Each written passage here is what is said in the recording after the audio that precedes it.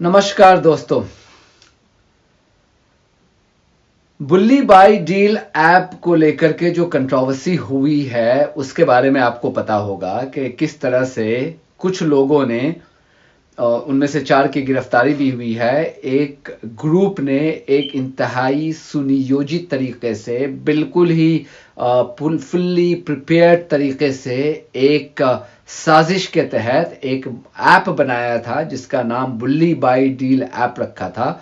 और उस ऐप के जरिए गिटहब एक प्लेटफॉर्म है, वहां पे उसे होस्ट किया गया था। और वहां पे इंडिया में जो मुस्लिम विमेन हैं जो सोशल मीडिया पे बहुत एक्टिव हैं, उन लोगों के फोटो के साथ उनको ऑक्शन किया गया, उनकी बोली लगाई गई। और उसमें बहुत सारे जर्नलिस्ट भी हैं और बहुत सारे एक्टिविस्ट भी हैं, लेकिन एक नाम जो सबसे ज्यादा चौंकाने वाला था मेरे लिए, वो दिखाता है कि उनकी मानसिकता कैसी थी। जिन लोगों ने ये काम किया था, किस हद तक मतलब एक हम कहते हैं कि घटियापन होता है, और ये घटियापन से भी नीचे का दर्जा होता है कि जहां पे आप एक एल्डरली वुमेन, जो नजीब एक जेएनयू के स्टूडेंट थे जो गायब हो गए और आज तक वो नहीं मिले, उनकी मां जो है उनकी तस्वीर को भी लगाकर उनकी बोली लगवाई जा रही थी। कुछ महीनों पहले इसी तरह का एक और वाकया हुआ था, उसे सुल्ली डील ऐप कहा गया था। वो डेरोगेटरी अंदाज में मुस्लिम औरतों को ये सुल्ली कह करके बुलाते हैं, जो हिंदुत्व फैनाटिक्स हैं ये लोग। तो उसी का उस वक्त लोगों ने कंप्लेन किया, जिन लोग औरतों को निशाना बनाया गया था वो पुलिस के पास गई, दिल्ली पुलिस के पास। Delhi police being Delhi police, आपको पता है कि कुछ हुआ नहीं, जिसका नतीजा ये हुआ कि अब ये बुल्ली बाई डील के नाम से ये दोबारा से ये वापस आया। और इसमें एक बहुत चालाकी के साथ गुरमुखी में लैंग्वेज में, जो सिखों का जो लैंग्वेज है, उस लैंग्वेज में वहां पे लिखा गया था, जिससे लोगों को यह अंदाजा हो कि इसके पीछे सिखों का हाथ है और एक सिख और मुस्लिम कम्युनिटी के बीच में एक दरार डालने की कोशिश की गई थी। बहरहाल ये मामला इस मर्तबा जब आया तो लोग गए वहां पे, और कुछ औरतों ने जिनके नाम उस पे आए थे वो पुलिस के पास गए और पुलिस में कंप्लेंट फाइल किया, जिसकी वजह से पुलिस हरकत में आई। वो वजह ये थी कि बहुत प्रोमिनेंट जो लॉ मेकर्स हैं कुछ लोग, उन लोगों ने इसका सख्त नोटिस लिया, जिसमें प्रियंका चतुर्वेदी हैं, शिवसेना की, पहले कांग्रेस में थी, इस मतलब वो शिवसेना की राज्यसभा की एमपी हैं। उन्होंने नोटिस लिया, और चूंकि महाराष्ट्र में कांग्रेस और शिवसेना और एनसीपी की सरकार है, तो उसका नतीजा यह निकला कि मुंबई पुलिस हरकत में आ गई। देखिए, एक सरकार जब अच्छी हो ना, जब सरकार आपके मिजाज की हो, जो सेकुलर मिजाज की हो, तो पुलिस भी हरकत में आती है। और दिल्ली पुलिस पे यही इल्जाम लगता रहा है, और यूपी पुलिस वालों पे भी, कि ये एक्शन में इसलिए नहीं आती है कि चूंकि इनके ऊपर जो इनके जो पॉलिटिकल मास्टर्स हैं वो चाहते ही नहीं है कि इस तरह के क्राइम को उसकी तह तक जाया जा सके। सो बहरहाल मुंबई पुलिस हरकत में आई, और सबसे पहले उन्होंने एक विशाल झा नामी एक लड़के को, जिसकी उम्र तकरीबन 20-21 साल की थी, बैंगलोर से अरेस्ट किया। वो इंजीनियरिंग का स्टूडेंट है। इसको बहुत गौर से सुनिएगा, मतलब जो मैं बताने जा रहा हूं वो बहुत ही चौंकाने वाला है, और बहुत ही जो मैं हमेशा से कहता आ रहा हूं, आज उसमें से अरेस्ट होने वाले लड़के के फादर ने जो रिवील किया है वो आपको सुनने की जरूरत है। लेकिन पहले मैं आपको बता दूं कि ये हुआ क्या था और कैसे हुआ था। सो विशाल झा को उन्होंने बैंगलोर से अरेस्ट किया, उसके बाद उसको वहां बॉम्बे लेकर के गए, कोर्ट के सामने प्रोड्यूस किया, बांद्रा कोर्ट के सामने में। उसे 10 जनवरी तक उसे पुलिस रिमांड में भेज दिया गया है। विशाल झा के इंट्रोगेशन से पता यह चला कि इसमें एक और लड़की भी शामिल है, जिसका नाम श्वेता सिंह है, और वो देहरादून यानी कि उत्तराखंड में रहती है। मुंबई पुलिस उत्तराखंड पहुंची और देहरादून में रहने वाली इस श्वेता झा को उसने अरेस्ट किया। इसकी उम्र 18 साल बताई जाती है, ये कॉलेज ड्रॉप आउट है, और कहा यह जा रहा था उस वक्त तक कि यह प्राइम अक्यूज्ड है। इस ऐप को बनाने के पीछे इसका बहुत बड़ा हाथ है। श्वेता झा से जब इंट्रोगेशन चल रहा था तो उससे एक और शख्स का पता चला, वो भी उत्तराखंड में ही रहने वाला था। उसका नाम है मयंक रावत। मयंक रावत के बारे में भी कहा जाता है कि वो इंजीनियरिंग का स्टूडेंट है। मयंक रावत के बाद आज यानी कि जो थर्सडे को चौथे अक्यूज की गिरफ्तारी आई, और वो असम से आई। और चौथे अक्यूज की जो गिरफ्तारी आई है उसका नाम है नीरज बिश्नोई। इसकी भी उम्र 20-21 साल की बताई जाती है। ये सेकेंड ईयर बीटेक का स्टूडेंट है, वेल्लोर इंस्टीट्यूट ऑफ टेक्नोलॉजी जो भोपाल में है, वहां से है। अब आप 4 चीज पे यहां पे गौर कीजिएगा। बैंगलोर, उत्तराखंड, असम यानी जोरहाट से जहां से उसे गिरफ्तार किया गया है नीरज बिश्नोई को, और वो पढ़ता कहां है? भोपाल, मध्य प्रदेश। यानी कि 4 ऐसे स्टेट्स जहां पे बीजेपी की हुकूमत है। अब आपको ये अंदाजा होगा कि ये इतनी इंप्यूनिटी के साथ और इतने कॉन्फिडेंस के साथ इस हद तक ये जो परवर्ट एक्ट कर रहे थे उसके पीछे उनको शह कहां से मिल रही थी। और हम अब तक इसके तह तक नहीं गए हैं। बहुत सारे लोगों का ये कहना है और मैं भी मानता हूं कि ये 4 तो मोहरे हैं। अगर इसके तह तक अगर पुलिस जाए तो नेटवर्क का जो पर्दाफाश होगा वो बहुत हद तक बीजेपी आईटी सेल के लोगों तक जाएगा। बिकॉज ये मानने को मैं तैयार नहीं हूं कि ये चारों 18, 19, 20, 21 साल के जो लड़के और लड़की हैं ये अपने बलबूते पे इतने बड़े क्राइम को अंजाम दे रहे थे और इंपिनिटी और कॉन्फिडेंस के साथ दे रहे थे। ये चारों को अरेस्ट कर लिया गया है। ये उसमें फिर एक मामला आया जिसमें मैंने एक वीडियो भी बनाया था कि हमारे जावेद अख्तर साहब को, वो असल में जावेद अख्तर साहब जो हैं बॉलीवुड के लिरिसिस्ट हैं, वो इंडिया टुडे के टूल किट को फॉलो कर रहे थे। इंडिया टुडे ने जो इंडिया टुडे बहुत ही इस तरह की बदमाशी करने के लिए बहुत मशहूर है। इस्लामोफोबिया को बढ़ाना हो तो इंडिया टुडे पे यकीन कर लीजिए, और जहां हिंदुत्व फैनाटिक्स को अगर अरेस्ट किया जाता है उनके क्रिमिनल एक्टिविटीज के लिए तो सबसे पहले जो चैनल उनके बचाव में सामने आएंगे उसमें से इंडिया टुडे आगे आगे रहेगा, जिसका उन्होंने नमूना दिया कि एक उन्होंने स्टोरी चला दी और कहा कि ये जो श्वेता सिंह है वो कितनी वो रहम की पात्र है, उस पर रहम करना चाहिए कि किस तरह से उसने पहले अपने बाप को खो दिया था, फिर माँ को खो दिया, वो 18 साल की है, उसके साथ कंपैशन होना चाहिए। और इसी टूल किट को जावेद अख्तर ने, सबसे पहले तो बीजेपी वालों ने इस चीज को बहुत आगे बढ़ाना शुरू किया। जावेद अख्तर बीइंग जावेद अख्तर वो आगे उन्होंने कहा कि यस इनको माफ कर देना चाहिए, जिसके बारे में मैंने ये वीडियो भी बनाया था कि, और मैंने ट्वीट भी किया था। मैंने कहा था कि जावेद अख्तर साहब अगर यही लॉजिक अपनाया जाए तो आप कंगना रनावत के खिलाफ आपने डिफेमेशन का केस क्यों कर दिया? वो भी तो बहुत मुश्किलों से गुजरी है, उसकी भी बहुत तकलीफ भरी कहानी है उसकी जिंदगी की।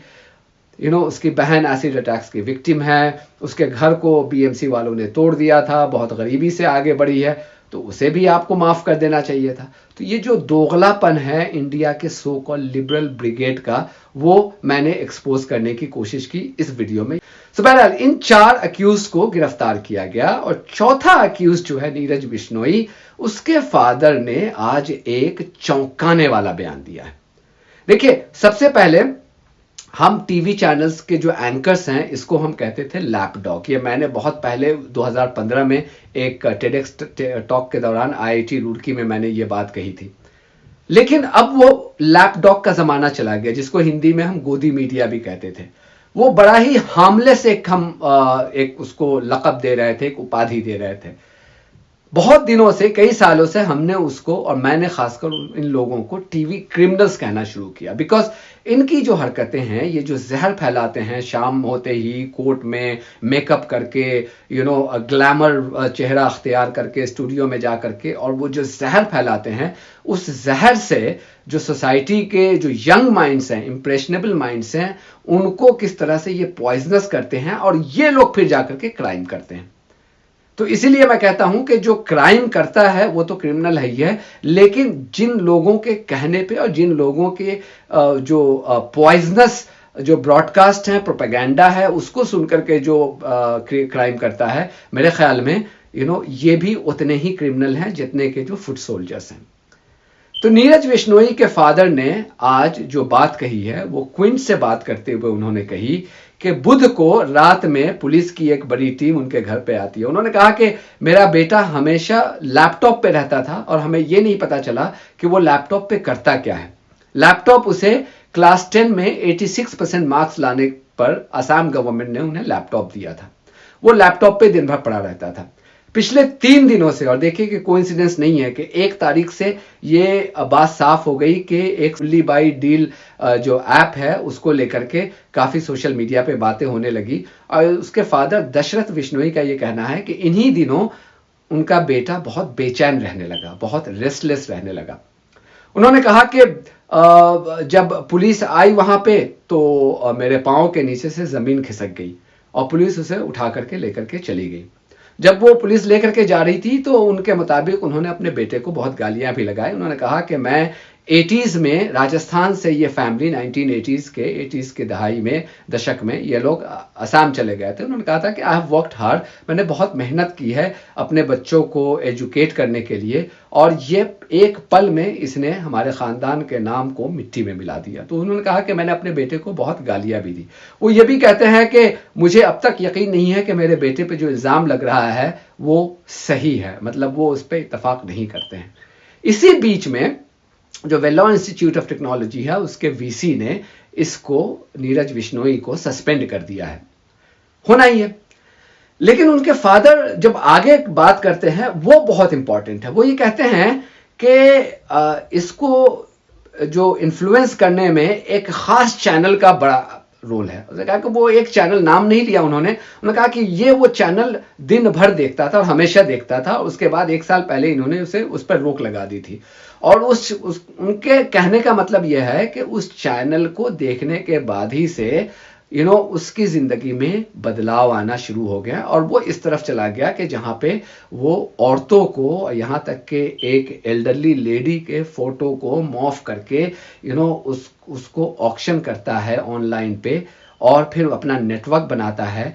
किसके कहने पे करता है ये तो खैर कभी पता चले ना चले, लेकिन एक बात तो दशरथ बिश्नोई ने साफ कह दिया कि एक खास चैनल को देखने के बाद उसकी जिंदगी पे असर पड़ा है। अब ये चैनल कौन है, ये बहुत ज्यादा ये रॉकेट साइंस नहीं है, कोई भी एक चैनल हो सकता है। कोई भी खास बड़े चैनल को अगर आप उठा लें हिंदी इंग्लिश में तो वहां पे जिस तरह के ब्रॉडकास्ट होते हैं आपको पता होगा कि सिर्फ जहर उगला जाता है और इंप्रेशनेबल माइंड को पॉइजनस बनाया जाता है, जिसका ताज़ा नतीजा नीरज बिश्नोई है। मैं ये ब्रॉडकास्ट ये वीडियो के जरिए हरगिज ये नहीं कहना चाह रहा हूं कि नीरज बिश्नोई पे रहम करना चाहिए, जैसा कि जावेद अख्तर जैसे लोग कहते हैं। अगर क्राइम किया है तो ही और शी हैज टू पे द प्राइस, बिकॉज एक आपको प्रेसिडेंट सेट करना पड़ेगा। मैं इसके पहले कई वीडियो में और पब्लिक स्पीचेस में भी मैंने ये कहा है, मैंने पेरेंट्स से अपील की है, जो हिंदू पेरेंट्स हैं उनसे अपील की है, मुस्लिम पेरेंट्स से, हर तरह के पेरेंट्स से, लेकिन यहां पे खासकर हिंदू पेरेंट्स से, जिनको एक पॉलिटिकल पार्टी बीजेपी अपने मतलब के लिए इनको फुट सोल्जर बना करके इनके जिंदगी और इनके फ्यूचर के साथ खेल रही है। ये चारों बच्चों में, लड़कों में और एक लड़की में खास कॉमन क्या है कि ये सब इंजीनियरिंग के स्टूडेंट हैं। मैं इस लेवल पे हूं, आज के दिन में अगर मुझे अपने बच्चे को आईआईटी में अगर जगह भी मिल जाए तो शायद मैं आईआईटी के फीस न भर पाऊं, मेरी सलाहियत नहीं है। मैं मान लीजिए आज के दिन में भी मैं आईआईटी का फीस भरने के लायक नहीं हूं।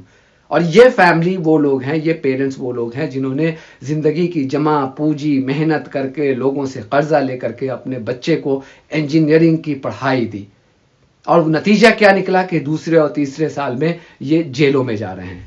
देखिए, अगर इनकी उम्मीद यह है कि इस तरह की हरकत करके हम भी प्रज्ञा ठाकुर जैसे, नरेंद्र मोदी ने तो एक अच्छा टेम्पलेट दे दिया है कि अगर कोई टेरर अक्यूज भी है तो उसको हम लोकसभा में ले आएंगे। तो अगर ये सोचते हैं कि उस नक्शे कदम पे चल करके नरेंद्र मोदी इन पर मेहरबान होकर के इनको एमपी बना देंगे, एमएलए बना देंगे, तो भूल है।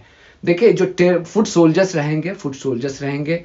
आप लोगों को एक बात समझ में क्यों नहीं आती है, ये वीडियो जो भी देख रहे हो, अगर हिंदू मुस्लिम सिख जो भी देख रहे हो, खासकर मेरी जो हिंदू फैमिली से मेरी रिक्वेस्ट है कि आप लोग एक चीज क्यों नहीं समझते हैं कि जिन लोगों के कहने पे आपके बच्चे और आप लोग जहर उगलते हैं, कभी देखा है कि इनके बच्चे कहां हैं?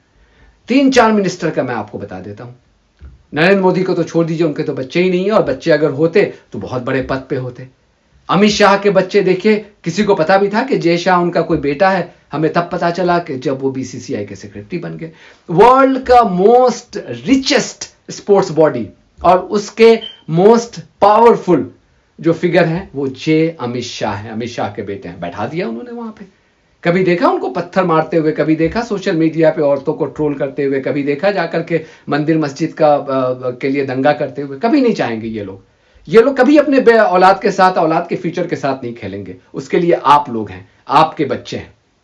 राजनाथ सिंह के बेटे को देखिए, पंकज सिंह, मेरे नोएडा से एमएलए हैं, हमें तब पता चला जब वो वहां से उनको टिकट मिल गया, हमें पता चला अच्छा राजनाथ सिंह के बेटे भी। कभी देखा पंकज सिंह को जाकर के किसी को मारते हुए, जय श्री राम का नारा लगाते हुए, किसी की लिंचिंग करते हुए, किसी लड़की के मुस्लिम लड़की के फोटो को नीलाम करते हुए कभी देखा है? नहीं देखा। इसी तरह से आप जितने बीजेपी के लीडर्स को देख लें, जितने, उनकी अगर औलाद है तो वो औलाद फॉरेन एजुकेटेड है और बहुत अच्छा कर रहे हैं, बहुत अच्छा कर रहे हैं। और जो नफरत फैलाने के लिए इन्होंने आपको रखा हुआ है, आपके औलाद को रखा हुआ है, और आप लोगों को ये बात समझ में आ ही नहीं रही है। इतना सिंपल गेम प्लान आपको समझ में नहीं आ रही है। देखिए ये टीवी चैनल वाले जो हैं, इनको लाखों की सैलरी मिलती है। ये अगर इस तरह की क्रिमिनल एक्टिविटी को अगर बढ़ावा ना दें, इनकी नौकरी चली जाएगी, 5 स्टार लाइफ इनकी रातों रात खत्म हो जाएगी। इनकी मजबूरी है, इनकी मजबूरी है। इन्होंने प्रायोरिटी बना रखी है कि मुझे 5 स्टार होटल, 5 स्टार लाइफ जीनी है, एक्सपेंसिव कपड़े पहनने हैं। हमें वो जो एक चस्का लग गया है कि टीवी के सामने आकर के सोशल मीडिया पे हमें मिलियंस फॉलो करेंगे, तो उसकी वजह से उन्हें ये जहर उगलना है। आपकी क्या मजबूरी है? ये दशरथ बिश्नोई जैसे लोगों की क्या मजबूरी है? इनके बच्चे भी नहीं समझते हैं, ये भी नहीं समझते हैं। इस चीज को आपको समझना होगा कि आप इनके पॉन नहीं बन सकते। ये आपको पॉन बना करके अपना उल्लू सीधा कर रहे हैं। आप क्यों इनका मोहरा बन रहे हैं? आप अपने बच्चों को इनका मोहरा क्यों बनने दे रहे हैं? आप क्यों नजर नहीं रखते कि आपके बच्चे क्या क्या कर रहे हैं? जब आपने उनके लिए इतनी कुर्बानियां दी हैं, तो यह भी आपकी जिम्मेदारी है कि आप नजर रखें कि आपका बेटा अगर इंटरनेट पे है तो वो क्या देखता है। अगर वो अपना वक्त है, अगर कहीं पढ़ने जा रहा है, तो क्या वो वाकई वो पढ़ रहा है या कोई और एक्टिविटी कर रहा है? यह आपकी जिम्मेदारी है। हर पेरेंट्स को, हर हिंदू पेरेंट्स को आगे आना होगा। वरना देखिए, सोसाइटी को, मुसलमान का भला बुरा जो आपको होगा वो तो बाद में होगा। आपकी औलाद क्रिमिनल बन जाएगी, आपको पता नहीं चलेगा। ये श्वेता सिंह, विशाल झा, मयंक रावत और नीरज बिश्नोई, इन लोगों का एग्जाम्पल आपके सामने है, आपके सामने है। इनका करियर खत्म। अगर बीजेपी वाले कभी मेहरबान हो गए, जो मुझे नहीं लगता कभी होंगे, मेहरबान हो गए और इनको अगर कभी कोई पद वद दे दिया तो दे दिया, वरना इनका करियर खत्म। तो दूसरे जो बच्चे हैं, दूसरे जो लड़के और लड़कियां हैं, उनके पेरेंट्स हैं, आप लोगों से ये रिक्वेस्ट है कि प्लीज इससे सबक सीखें। ये बीजेपी वाले ना आपके धर्म के खैर खां हैं, ना आपके खैर खां हैं। ये सिर्फ अपनी कुर्सी बचाने के लिए आपका इस्तेमाल करेंगे। आपके ऊपर है कि क्या आप इनका मोहरा बनना पसंद करेंगे, या अभी भी वक्त है, अभी भी वक्त है कि सुधर जाइए। अभी भी वक्त है कि होश के नाखून लीजिए, अपने और अपने बच्चों के फ्यूचर को बचा लीजिए। Thank you very much. God bless you all and please please please stay safe.